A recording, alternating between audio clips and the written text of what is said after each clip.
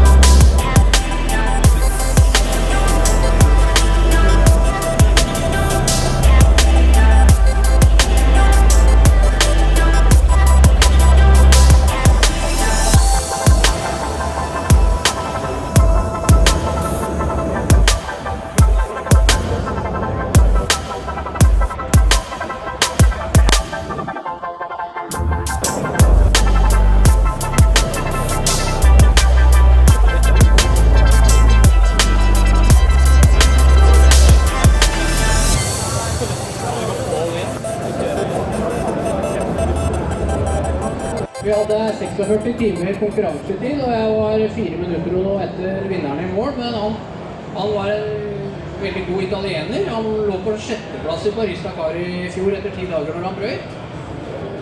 Og gjennom Marokko og sånn, så kjørte han ifra meg. Allerede første dagen, altså sånn 2 minutters mellomrom. Men jeg startet først, og så startet han 6 minutter bak, og da, når du starter først, så er det ikke noe problem å bli tatt igjen. Du må liksom finne veien, du ser sporet og sånne ting. Så han tok meg en første dag, og så andre dag så startet han først, og jeg nummer 2, så tok jeg han 2 minutter, og så holdt vi på sånn, vet du. Jeg holdt på sånn i en ukes tid, og så tenkte jeg at jeg kan ikke holde på sånn. Det må jo skje noe. Og så tenkte jeg at når vi kommer inn i dette her sanddyne-greiene her nede i Mauritania, så har jeg. Men han var sånn, når han startet morgenen foran meg, så kjørte han veldig rolig. For dette her var han ikke så vant til, tror jeg, fra Sør-Amerika. Så han ville gjerne at vi skulle kjøre sammen. Og vi kjørte så mye sammen at vi stoppet og pissa 4-5 ganger om dagen sammen. Det ble ikke kvitt den, vet du. Så det var en gang vi kjørte innover, og så lå han litt foran meg, og så snur han seg og ser at jeg ligger bak, og da visste vi jo det, men han fant jo fort ut at det var jo dumt at jeg skulle ligge bak, så jeg måtte ligge foran hele veien, altså. Da slo meg. Det er det som er så gøy med dette her, for det er mange veier å komme først i mål på, da. Så nærme lå vi i 14 dager. 4 minutter. Så vi har med en varebil. Nå hadde jeg med Christian Felix Jensen, han står der borte. Han driver og prøver å lære opp. Det går veldig bra. Så går vi i telt. Og den sanda her, den er løs, altså, disse sandveggene her. Det er sånn, her kan du kjøre sykkelen og hele deg rett inn nesten, hvis du bare har litt grann av fart. Det er helt umulig.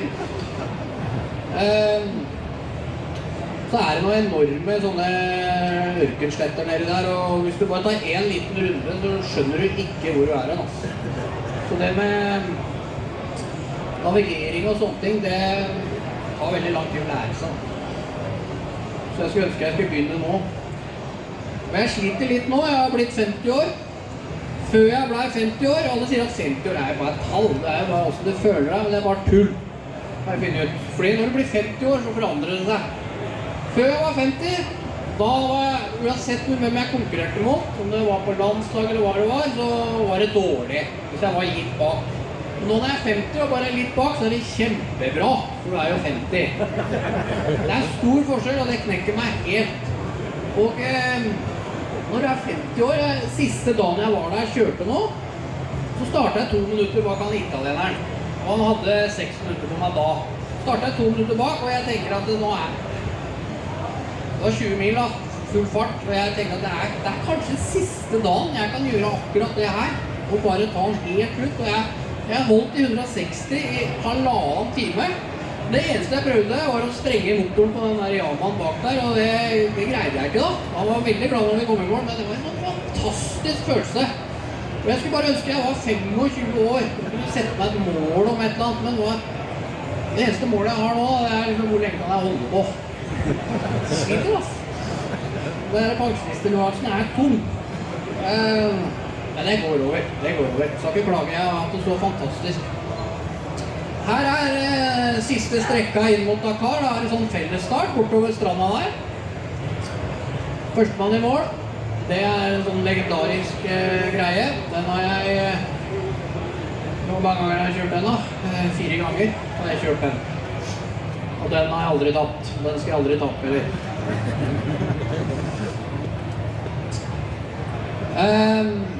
For i 2015, da jeg kjørte løpet første gangen, så kom jeg til Dakar, og så møter jeg de barna her. De går på en skole der nede, og så en kompis av meg, han kjørte seg her i 2005. Han bygde skolen i 2002. Han het Fabrizio Mioni. Og fanklubben hans da har holdt liv i den skolen etter han gikk bort. Men det så sånn ut. Så jeg har samlet inn litt over 400 000 nå de siste årene for å pusse opp den skolen her da. Så sendte penger senest nå i februar, og var der nå og besøkte den etter løpet i januar, og var der i desember og sånne ting. Så det er liksom det å gi noe tilbake. Jeg hadde jo lekt meg nedover der i så mange år, og brukt millioner av kroner og sånne ting, og det blåser gjennom landsbyer, og prøver å gi bort noe, det blir umulig, det blir slåsskamp hver gang. Det jo han sterkeste gammel i landsbyen som vinner. Helt umulig. Så det sånne prosjekter som mulig å gjøre det med, altså. Føler jeg. Så det har funket frem til nå, da.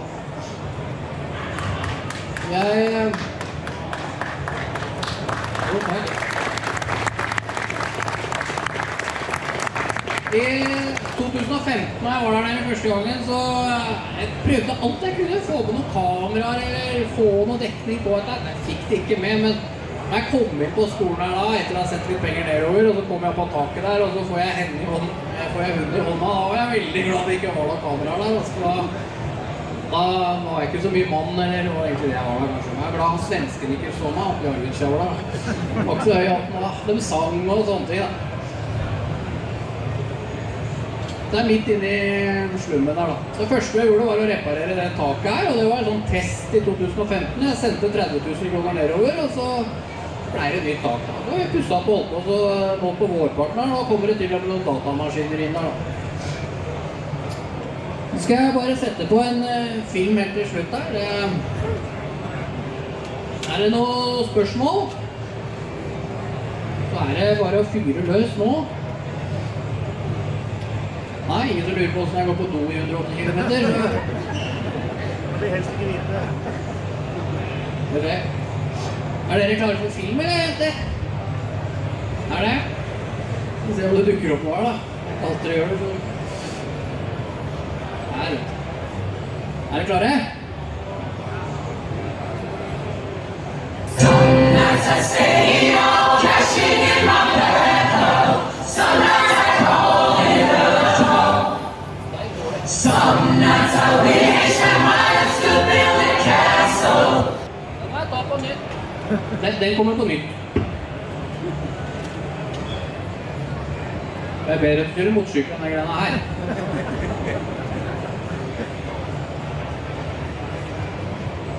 Litt feilsteg der. Jeg har vært med på verre.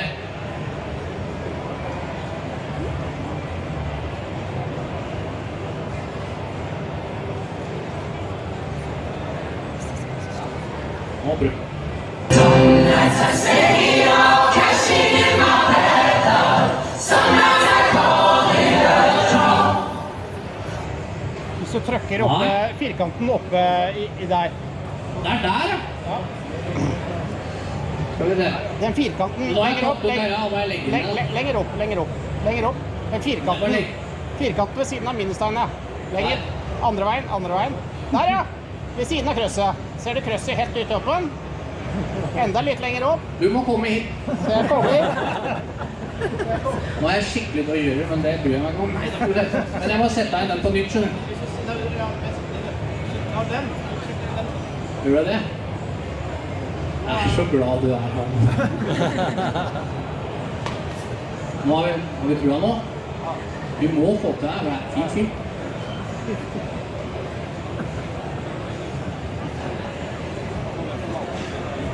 Nå ligger den oppå hverandre, vet du. Some nights I stay out, cashing in my bed.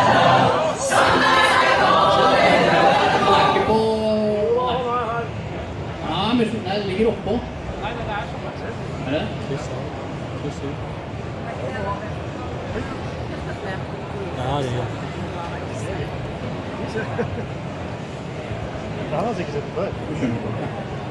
Nå. Jeg skikkelig trua.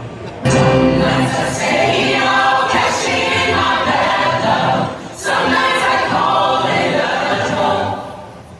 Some nights I wish I might have to build a castle. Some nights I wish they just fall. But I still wake up as I see you. For Lord, I'm still not sure. I stand for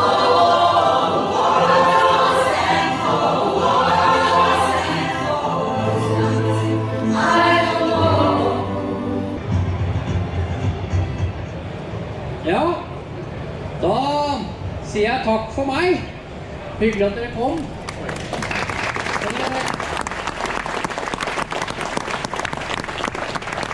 Hvis noen som har litt spørsmål og sånn, så jeg borte på standen min der, og sykkelen står der og sånne ting. Masse flere historier, vet du. Ja, men takk.